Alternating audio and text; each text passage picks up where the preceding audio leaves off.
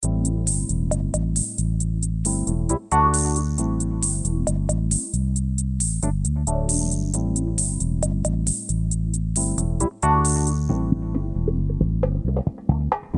to the After the Show movie podcast, brought to you by your hosts Ace Scully and Sid Talk. We're addicted to movies. Are you? Happy Halloween, Sid Talk. Is it Halloween yet? It is not. Well, it's close, right? The end. Goodbye. That was not the before, the after, the dish. Da-da-da-da. Put your teeth in. Let me get a drink of tea. I'll wash away the fumbling. All right. We'll wait. Excellent. All right. Tea has been consumed. That was not the before, the after the show discussion. Discussion? Sorry. I don't like mispronouncing letters. Gives me a headache. Before, the after the show was you doing audio, us discussing the alien world. Uh-huh. I mean, the alien world as in the franchise of this movie. You made tea, and I'm playing City Skylines, and that's it. Thank you all for coming. The end. Let's start this thing off. It's not Halloween, but I'll put you in the Halloween mood with a horror movie. Sci-fi horror. Is it? I don't know about that. All right, it's Saturday, October the 19th. This is After the Show 861. We're a weekly movie review podcast, and this week we're looking at the movie Alien Romulus. It's a 2024 release. It's out now on streaming, rated R. It's 1 hour and 59 minutes long, and it's from our friends at Fox and Disney, who sent us the digital code for review. Sid Talk, can you give us the synopsis of the movie Alien Romulus? There's a ship that has a creature on it that's not very nice. A spaceship. Right. It's not like Titanic. No. And we can't say it's an origin story necessarily of the alien. It's just a story of how how humans assist with spreading the xenomorph around the galaxy. Aye. Or galaxy. I don't know what I don't know what solar system we're in this movie. The planets all have different names, so I don't know how far humans have gone at this point. But yeah. We go in the TV show that's coming up next year. We're going to Earth. So we are we're in our solar system. Well, the ones in this, they are not. No, they're not, are they? Because the planet looks weird, yeah. Well, the names are all, we know the planets in our solar system. Correct. But see, we're not really talking about the movie when we're talking about space science. Here's the one off the box, the synopsis. While scavenging the deep ends of a derelict space station, a group of young space colonists come face to face with the most terrifying life form in the universe. Well, we don't know about the universe. Yeah. Well, it's a bit hyperbolic. It is pretty terrifying, though. Yeah, but you can shoot it, you can freeze it, you can kill it. I mean, it's not like immortal or anything. All right, Alien Romulus, the latest film in the Alien franchise, takes place 20 years after Alien.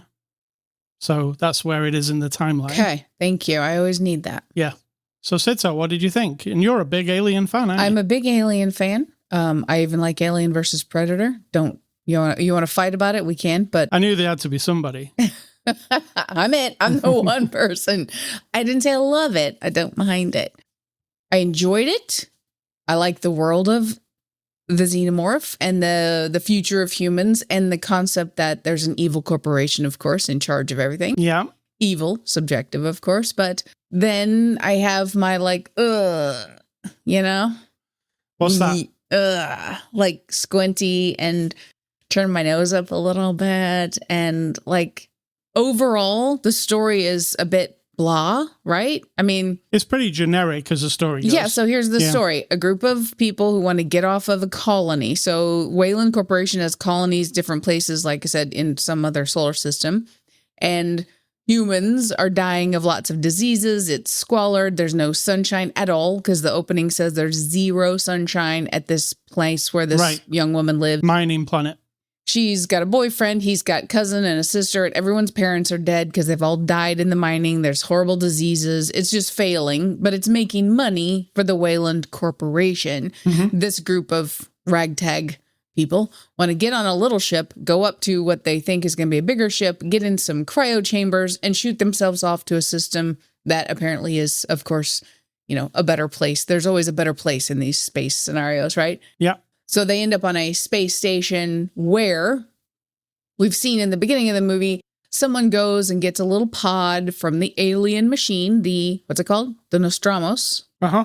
The alien machine. The ship that Ripley survived. Correct. Yeah. It's all exploded, but there's a pod with an alien xenomorph in it. They've retrieved it, and then the space station is sort of abandoned, and we know why. We know why before we even get there, because inside there are going to be dead people and caves of aliens. I mean, it's a good setup for an alien movie. It is, but it's the same thing over and over. It's like, here's an abandoned thing, and we're going to discover these little creatures, and they're going to wreak havoc. I mean, I want something a little bit different. I'd like to go 1,000 years in the future. But hey, I'm not writing them, so. Yeah.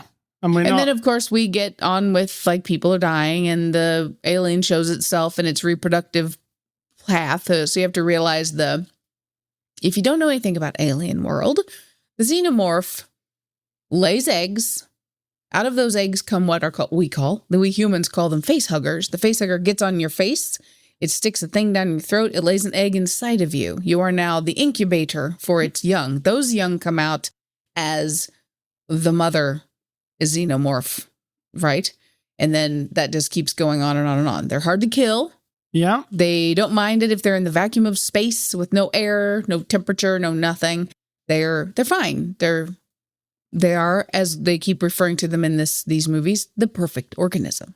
Yeah. But are they? I mean, you can kill them. They don't just like grow new organs. Oh, boy, I haven't seen like zombie xenomorph. Oh, I just made up a new movie. It's one of those that's on Scream TV. Scream TV. Yeah. What would it be called? Alien Zombius. Zombius instead of Romulus. No. Zomulus. No, we'd have to combine xenomorph and zombie. Xenombi. How about zombie? Oh, wait, no. Yeah. Zombie morph. There we go. Everybody, thank you. You're welcome. You're welcome. So, yeah, that's what this boils down to. People go to a ship, investigate a ship, all hell breaks loose. Like the other movies. You're right. Yep. It's always the same, which is unfortunate. But the one with the Frenchman in the wheelchair kind of reminded me of that one a lot. Absolutely. Yeah. Because that was isolated into like a very small space.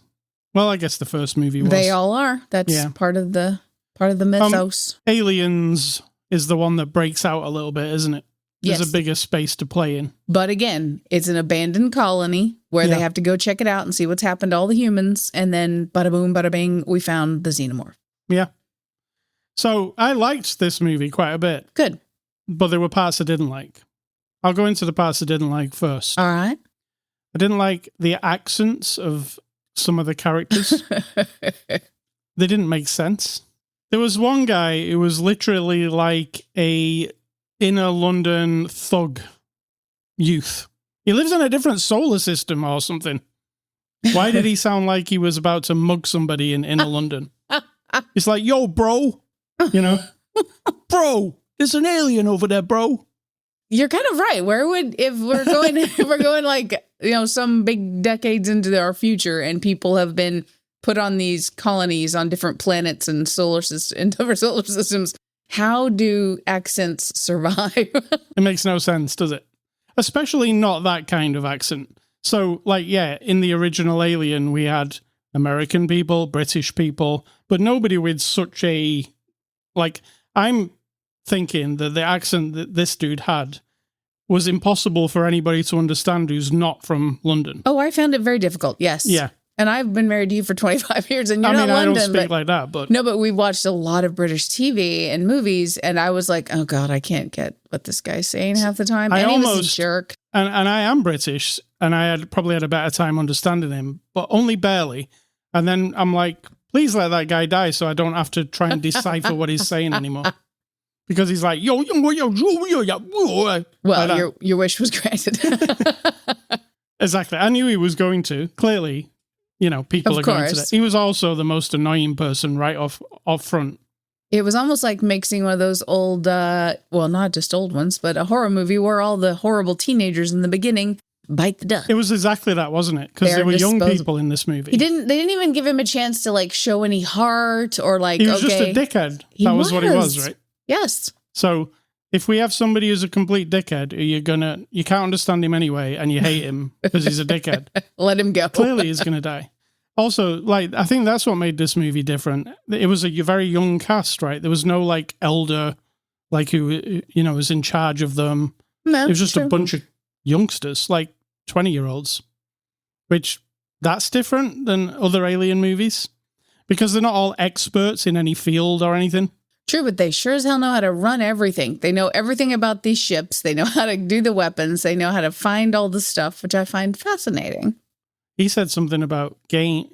Oh, he learned how to run weapons from using a video game. Yeah, so there's video games in the future on the colony. Well, did you notice when, right at the very beginning where she first meets him and walks up to him, he's playing on a video game console? Yes. And I was like, holy shit, the Alien universe has a Switch, or whatever that is that he's playing. And then did you see the game they were playing on the ship? It was like from 1985. Exactly, which would be... What the heck? No wonder the colonists want to revolt. Yeah. They're like, what is this old shit that we're playing? Yeah, really. Retro. We heard about the 20th century. Come on. Now, what I read was Fede Alvarez, who directed this, he's really into video games, and he was particularly into the Alien video game that I liked, Isolation. So I think he just wanted to throw some video games into the Alien universe. They're not trained. They're not elite soldiers. They're not anything, are they, these people? They're just... They can do some stuff. Why can they do some stuff? Because they're like, at the beginning, I was getting the idea that they were like a little ragtag kind of like thieves or something, or they like... Oh, I don't think so. They just have to work in the mines and they want to leave. That's it. That's the whole story. There's nothing else interesting about them at all. Yeah, I wish there was a little bit more development of them. We don't establish like the one lady as like a master hacker, but that's kind of what she's doing, and she knows how to pilot any ship. But we don't say that. No. You know what I mean? You just kind of plug that in as you're watching. So yeah, like you said, a teen slasher movie, it can kind of go down like that. Kinda. And the slasher is the alien, not the... No, the alien doesn't have a ton of kills in this movie. The facehuggers get a couple of shots in, don't they? Yeah, I mean, everyone on the space station is dead, though. Yeah, that's true. Yeah, they've already done them in. Yeah, we missed that part. That's going to be a Marvel comic, apparently. Right. That part. But I'll tell you. Yeah, sure, why not sell us some more shit? What's going to happen in that Marvel comic is the aliens, they're experimenting, and then they kill them all. That's it. You mean the aliens are going to kill everybody? Yes. Yes, we know. They're experimenting on them. We already know the end of the story. Why are we writing a comic book of it? But hey. Yeah. Oh, I forgot. Money, money, money. Money, money, money. So, I really liked it. It had the atmosphere of Alien. I really liked the set, whatever they built for the... Yes. It's a proper practical space station that they've built. Yep, and I love the grunge of the world in the future at the mining colony. It's horrible and disgusting and dirty, and people are filthy. And it doesn't look out... If you've just watched Alien, it doesn't look out of place because the design is the same. Correct. It's mucky. No, it's not all perfect. Like, you see a lot of space movies where everything's, like, pristine and white and glowing, and it's not that. It's dirty and horrible. I don't know about that. Does it... In space, would things get dirty? I think if a corporation that just wants to make money and thinks humans are disposable, they're not going to care about the hygiene. Right. Or the air quality. So I think that's how it goes. This movie has some good kill scenes. It's nothing that I didn't expect, though. That's the problem. True. I knew from the poster that a facehugger is going to jump on somebody.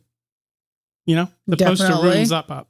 It's clear, I mean, you're watching an alien movie, that aliens are going to do what aliens do, i.e.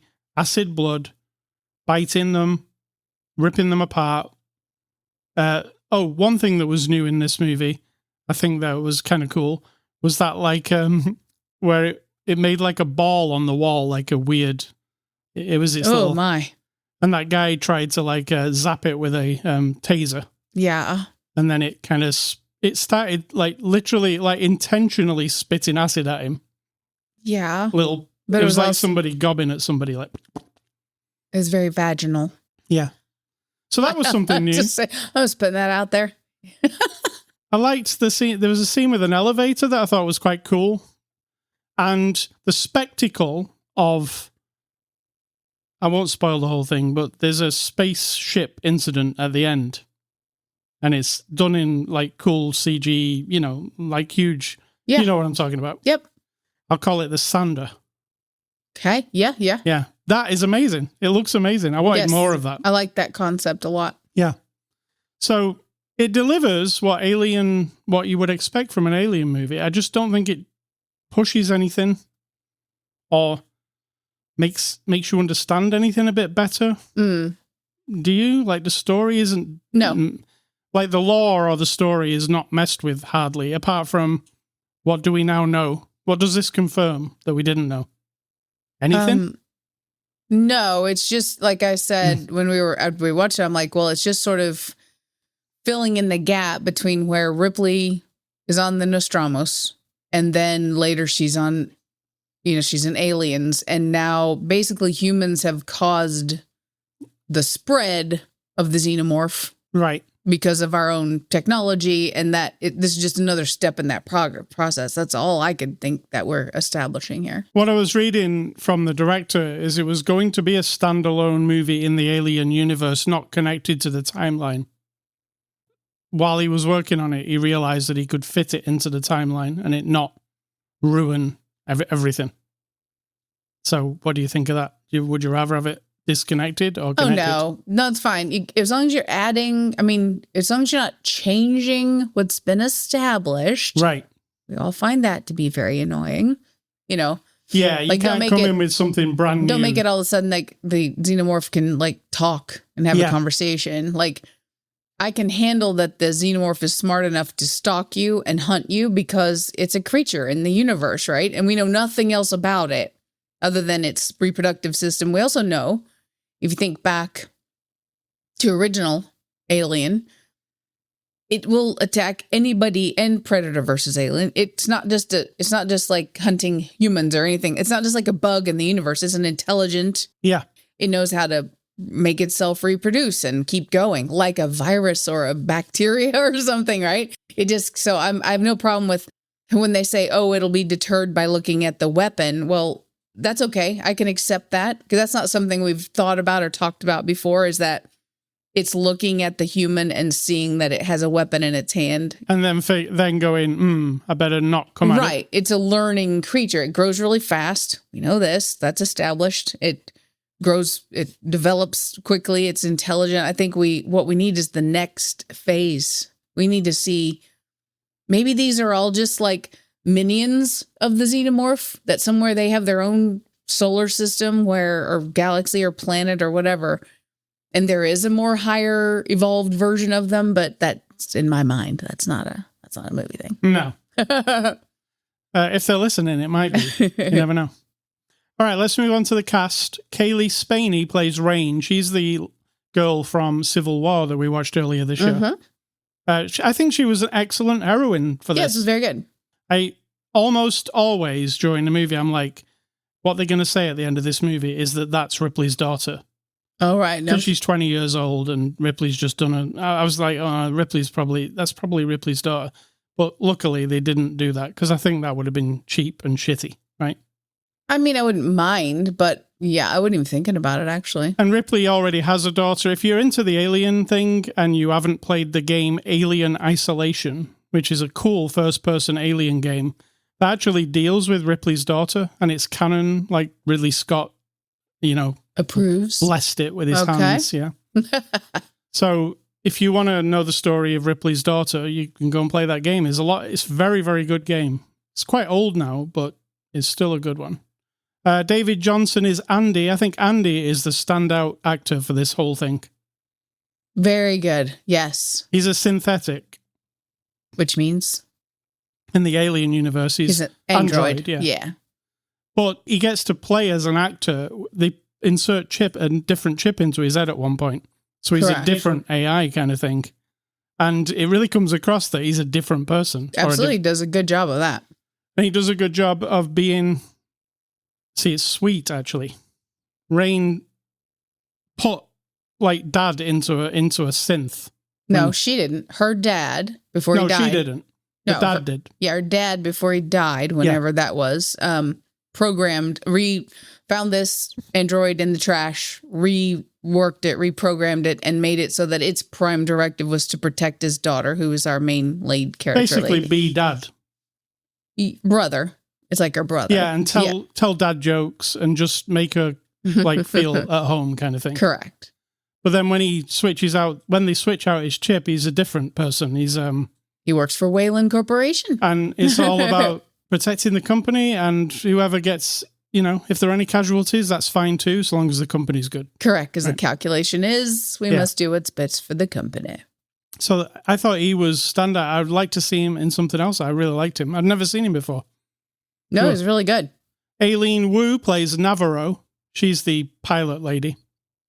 I mean, she was fine, but they didn't give her much, The Last of Us 2 video game that we played. Mm-hmm.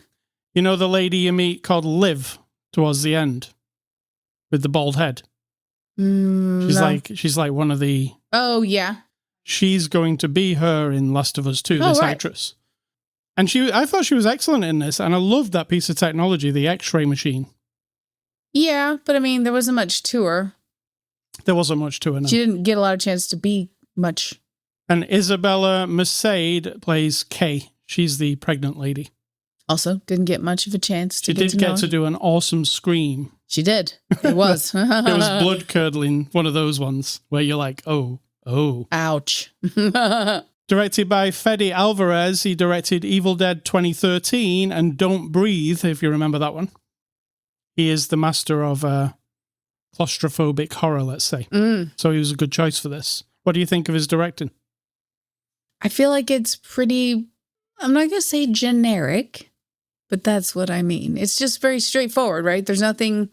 No, but it looks interesting. The part, this movie. Right, the looks is set direction, art direction, and design. Yeah. The directing of the people and of the vibe and everything, it's very functional. It's kind of what I expect from an Alien movie. It's kind of what it is, right? Kind of. When we think about Aliens, you have a very different, it's a action-packed, and it's got specific Cameron vibes. That's the only one that kind of sticks out as something different. All the rest kind of seem... I mean, 3 is very specific, so we know that one. Claustrophobic place. 3, is it? Prison, I mean, they're at a prison camp or prison planet or whatever it is. Basically, yeah. But it's very different. I'm not saying it's good. I'm saying it's got a very specific attitude and personality. 4 has kind of a specific personality, but this one, it's like you'd read the description before we started that the guy who did this one wanted to incorporate all the movies, and I feel like he did that, which kind of also erases him from the equation. Yeah, he did. There is a bit of everything in this movie. If you're like, hey, I liked Prometheus, is there anything from that? Yes, tick. Is there anything from that Alien movie with the guy in the wheelchair? That one, whatever that one is. Yep, there's something from that. It's like that, isn't it, all the way along? And it went a bit too far when Andy did the bitch talk. Yes. Because that didn't make any sense. No. It's just talking to the audience at that point. Which Correct. I didn't like that. I thought, what the fuck is that? Tacky. I mean, can't you just hold back on that? You don't need to do that. Correct. Yeah, it makes you feel tacky. So, yeah, there's something... I like this director because that is Evil Dead that he made, 2013. It's fantastic, that movie. It's so disgusting and gross. And unlike the, it's not campy like the original Evil Deads. It's just like this gross out, disgusting, bloodthirsty Evil Dead. I like that. But I don't think he brought... I was thinking this was going to be more of a gore fest because of that. Because of his Evil Dead connection. I thought he was probably going to bring, like, we're really going over the top with the blood and gore, but we're not, are we? It's a lot of the cutting away from things on this. Somebody gets bit and very quickly you don't see anything. True. So, yeah, it felt a bit sanitized in that way. I expected buckets of blood, but there isn't that. I mean, there's buckets of acid. Yes. IMDb reviews, what are those? Those are reviews on a little website called the Internet Movie Database, and you like to read the ones that are 1 star, because if you like the movie, then the 1 star seems just very, I don't know, what's the word? Wrong. And if you don't like the movie, you love to agree with them. So, all right, the first guy says, it wasn't scary, or particularly well written. The worst part of the movie was that about 10% was audible. And it wasn't a problem with the theatre I was in. Honestly, I don't know how they could have possibly released this movie. The actors all mumble their lines in weird accents. Agree. So we could only catch a handful of the lines, especially in the first 10 to 15 minutes. On the flip side, the soundtrack and special effects were so loud that everybody in the theatre had to put their hands over their ears. I mean, it has like loud rumbling, explosion, special effects, but I don't think it's like you can't hear the dialogue. I think it's the accents. And I was like, oh, these accents are really, really thick. Did they go like, let's audition the most thick accent people who nobody can understand because who cares? They're going to die. I don't think so. But I do kind of agree with that. I was like, I'm struggling with this guy. Yes. I can't even fathom what you would be thinking of him. I couldn't understand him. Yeah. So I was just taking context. Yeah, bro. You're probably just like, oh, he's just... I mean, basically, he was just insulting the other guy, wasn't he? Oh, yeah, he was just mad at the android. Yeah, that was all he does. That's his entire personality. Yeah.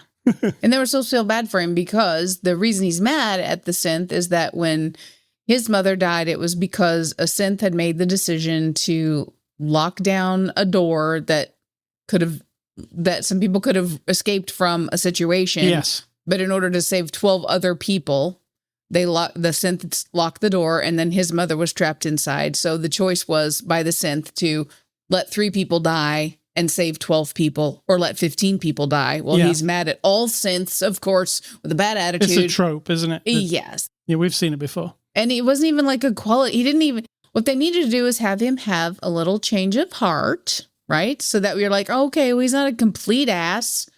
But then I was happy when he didn't make it, which is not good. Second person says, the trailers for this film were so promising, I actually coughed up the $22 to go and see it. $22? Is that how much it is to see it? Jeez. Let me tell you, once I got a pedicure in a dodgy salon, and I got a staph infection and needed antibiotics for a month. That was better than this movie. Hey, you know what? I enjoy your enthusiasm there for writing your review. I love it. I have only ever walked out of one movie, and it was Dracula Dead and Loving It with Leslie Nielsen. Was it like 1987? But that movie was Schindler's List compared to this botched movie. I can't even find the adjectives right now because I'm so angry. I'm liking this person. The last person says, the first 2 movies in the Alien series are 2 of the best movies of all time.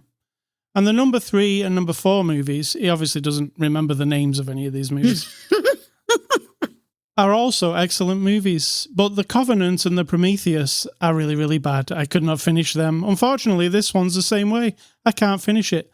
And the problem is the bad acting and accents. There's an android who is a really bad actor. And the cast is too young. They haven't had any time to develop their acting skills. The director can't take any good shots of the faces of the actors either. They all look ugly. That's it. That's an interesting touch there. So those are the people who didn't like the, the Alien. Mm. The Alien Romulus. Let's give Alien Romulus a score. We watched the streaming version. It does have some extras, actually. There's some deleted scenes and some extras. I'm going to give Alien Romulus... if I give it a 0.5, I would give it a 6.5, but I don't, so I'll give it a 6. I mean, you can. There's not like an actual rule. Just a 6. All right, well, I will give it a 6.9. Because I think as far as like Alien World, I'm happy with it, but I didn't love it. Yeah. See, we're in the same ballpark. I think it's quality. It is. Okay, what we haven't discussed, and I'm going to say it now, is that the Bishop character looked like shit. Oh, we did not discuss that. We did not. I hated it. Holm. I hated it. It was terrible. Ash, not Bishop. Well, he was Rook. You're right. In this one, he's a... So remember Ash from Alien? Yeah, well, he makes a return in this movie in a weird way. That's awful. He's a synth, and he's called Rook, but it's Ian Holm's likeness and Ian Holm voice coming out of it. Because Ian Holm is dead. Right. Sadly. So they've recreated him with a very, very bad, and it's sticking in my mind now, and I want it to go away. I don't want the image of that. It's like a cheap face replacement. Yes, it's really bad. And I'm just like, dude, what are you thinking? And that ruins it. And your suggestion was good. Rough up his face really bad, like he's all ripped and torn, and he's because he was anyway. His head was almost off. His top half was ripped off, and he had alien acid all over his arms. And so just splash that on his face, so where you're not having to look at a weird rubbery. Oh, and I'm trying not to be horrible about it, but it was not good. It's Peter Cushing in Rogue One levels of bad. Yeah. Yes. I don't know how things like that get past. I don't know. Somebody's standard got too low. Even, like I say, even if you didn't have to show his face and you just heard his voice coming out of the computer, that would have been fine as well. Yes. Because the voice was actually good. I understood that it was Ian Holm listening to it. I mean, it wasn't. It was somebody doing an impression of him, but that would have been better. Yes. So sadly, that if I'm lowering my score, I'll lower it to a 6.5. I really love Rogue One, but every time I see that sequence, which they could, because they can't control themselves. Yes. In Rogue One, the sequence starts where Peter Cushing's talking. The camera's behind him. The whole scene could have been the camera behind him, and I'd have been fine with it. Absolutely. But as soon as he turned around and it looked like he was from Star Wars Rebels, all of a sudden, the animation. Yes. And then you really were like, did. What the F is this? Like the rest, there's nothing else in this movie that looks like that. Just that. It's just like, control yourselves. Like in this movie. Control yourself. You don't need to say bitch. No, you don't need to do that. Like for a second we go, ha, ha, ha. It doesn't add anything. Somebody's going to go, yeah. They will. Somebody punches the air, don't they? Yeah. I'm thinking, because they'd introduced video games into the Alien universe here, I was thinking somebody was going to shout, "Game over, man." Oh, game over, man. Game over, man. Yeah. And I thought that was going to happen as well. And I'm like, please don't do that. Please, please, please. Yeah. All right. So those are our scores. Next week, it's Halloween next week, I'm assuming. Is it? Well, it's very close. I don't even know the date anymore. No, it isn't. It's 2 weeks still. Anyway. Oh, today's the 19th. Yeah. We'll continue on the horror tip. Next week, we're looking at the movie The Substance, which I am hearing is very difficult to watch. Okay, right on. So we'll go for that one. Give me difficult. I can handle it. Yeah. Movie recommendations. I'm going with Kaylee Spaney from this movie. She was in the movie Civil War, which I really liked. Mm-hmm. And Evil Dead 2013. I have to recommend that one. It's excellent. You did really like it, but we have to give full disclosure here. You are a huge Evil Dead fan. Yes. And I think he did justice to Evil Dead in his own way. Right. And so when you like it, that's a big deal. Yeah. Yeah. Yeah, because it's easy to mess Evil Dead up, isn't it? Just like it's easy to S up Alien. S up Alien. Mess up Alien. All right. What are yours? Mine are going back to the 21st or 20. This is 21st, 20th century. Just movies I've seen. There's no specific anything. It's not about the quality. It's not about the genre. Nothing at all. It's just that I've seen them. And so if you want to be just like me, then you want to watch them too. So we have Silkwood, very dramatic. Bugsy, dramatic, but also kind of its time, Bugsy's a very weird movie. It is. And then we have The Insider, which, of course, is another one of those dramatic, kind of like Silkwood, you've got The Insider, kind of anti-corporate something, I think, isn't it? Or The Insider. Oh, no, that's the other one with the guy in the wall. Inside Man. In the bank. Oh, no, you're right. That's Inside Man. The Insider, I don't remember what it is, but I've seen it. I'll tell you what The Insider is. Go for it. It's a movie with Al Pacino and Russell Crowe. Okay. A research chemist comes under personal and professional attack when he decides to appear in a 60 minutes expose on big tobacco. Okay, so there we go. Yes, now I recall. So same as Silkwood, because she's a whistleblower about a nuclear facility. Yeah, it was very good, actually. Yeah, and then we have Misery, also. Mm-hmm. That's a good, creepy story. Yes. If you haven't seen it, see it. And then we have Frankenstein, and I think that Frankenstein could have been any of them. Either the original from like the 30s, could have been the one with Robert De Niro, I think, unless that one's called The Monster. I don't remember, but there's a new one coming next Any Frankenstein, I'm happy to give it a go. Yeah, there's definitely a new Frankenstein coming up. I keep seeing like adverts for it. Don't know what it is. I hope they do it well. Yeah. All right. So, A Scully stuff. I've been playing a little bit. I've been actually playing Sleeping Dogs Definitive Edition. Sleeping Dogs is a game from like 2013. Okay. It was back in the day, like in the 360 era, when they made big budget open world games with like Hollywood stars in them. Okay. Like Emma Stone is in this. Oh. And there's all kinds of Hollywood actors doing the voices for the people. It doesn't happen anymore. It was just a thing. I think somebody had convinced Hollywood that there's lots of money to be had being in games. Everybody be in a game now. And now they've realized it's probably not as well paying as the movies. So yeah, this is a Sleeping Dogs. It's a cool game. I've played it through already before. But it works perfectly because it's a game from 2013 and it's been remastered.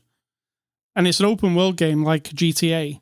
It works perfectly on the Steam Deck, which is awesome because I can just sit and play it for a few minutes. And the Steam Deck's an awesome machine. What I've liked about the Steam Deck since I got it is I've been able to go back and play older games that I missed. Didn't play them at the time for some reason, and just play them like as though they're new games. And handheld format is really good for that. So Sleeping Dogs, it's... I had a look. I'd already had it in my Steam library, but I was like, how much does this cost now? It's like really old. It's an awesome game. I would give it a 9 out of 10. It's so cool. Oh, nice. It costs $2.49 on Steam. Right on. So you know what I mean? There are gems out there that cost very little money that you can buy and play. Like what it made me think of is it doesn't matter how old or new a game is. If it's a good game, play it, right? Absolutely. Even if it's from 30 or 60 years ago. Just like movies. Yeah, exactly. So, Sid Talk, what's for dinner? Well, you're making a lovely stew. It's a tomato and bean stew. Okay. Yes. I'm all in. And what's your advice? And let's get out of here. My advice is, let me look at it. Okay. And this is controversial and people will disagree because they'll try to apply it to some situation that is not what I'm applying it to, but whatever you do, whatever you're doing. I read recently, this is off topic, that if somebody says to you, you do you, that someone has decided that means like, fuck you. Yes. It isn't. If I say to you, this is a whole other bit of advice. If I look at you and we're discussing something and you and I don't agree and I say, you know what, you do you. Now, that doesn't mean fuck you. That means I get it. You're living a life that is not, we're not mixing our little particles together as one fucking human in this world. And you get to do your life. That means you do you. I may not like it. If I want to say fuck you, that's what I'm going to say. I'm not one of these hidden agenda people. I will say exactly what I mean. So if you saw that meme and then someone says you do you, do not be a dickhead and assume that they're being rude. They're just maybe like me and saying like, you know what? Good for you. You do you. So my actual thing today is in life, you can't get it all wrong, right? You can fail in the world by being a horrible asshole. You can fail the humanity of us all by being destructive and terrible and disgusting and a leech. Yes, you can fail at making those decisions that harm people and things. But let's subtract those assholes and be like, in life, if you're faced with a situation that's complex, difficult, none of us have a manual. And you can claim that your religion has a book and it tells you what to do. That's fine. You do you. There we go. I've looped it back. That's not a manual on how to actually internally cope and then what decisions to make specifically all the time. My mother isn't well. She's on hospice. We've discussed it before. If this is your first time you're listening, well, there you go. This is October of 2024. That's where we're at. And me observing all the different people in our lives and how everybody is obligated to themselves to cope and do what they've got to do their own way. To cope with it, to deal with it, to face it, confront it, and move through it, and whatever you do to keep going, right? You're not going to get it wrong. You will not fail at coping with the loss of a person. You can't fail. Someone will make you feel that way because they don't like what you're doing. They wouldn't do what you're doing. Little snarky comments. Someone might try to make you feel guilty or make you think that what you're doing isn't in line with what they think is quote unquote moral or ethical or whatever for themselves, right? In this situation, you're not obligated to them. If you have a relationship with a person and there's a struggle or difficulty, or it's going to be a loss or has been a loss, that's a two-way street. That's the only thing that matters, is between you and them. And if what you're doing works in the context of that relationship and for you to be able to get on with your days, that's a success, right? You're not failing. And people will try to make you feel like you're failing, even if you feel like they have good intentions and, oh, maybe they're right and I'm wrong. Well, dig deep. And if you come to a new conclusion, fair enough. But if you're really driven primally to make certain decisions and that's all you can cope with, that is not failing. That is all. Well said. Thanks. I like it. So let's play the music, because I always forget. Okay. Here's some nice music for you. You like it? I can only hear it. All right, ascully.com. That's the place you can go to get this podcast. Spotify, iTunes, Amazon, and YouTube. We're available in all those places. You can go to social media, Instagram, Twitter, and Facebook. I'm ascully, she's Sid Talk. Email feedback to me, ascully@ascully.com. Do not email Sid Talk anything ever. And stay classy. The Alien. Let's see. We're going to see more of the Alien next year in Alien Earth. Right on. And I'm going to say think for yourself, because if you're not doing it, someone is really doing it for you.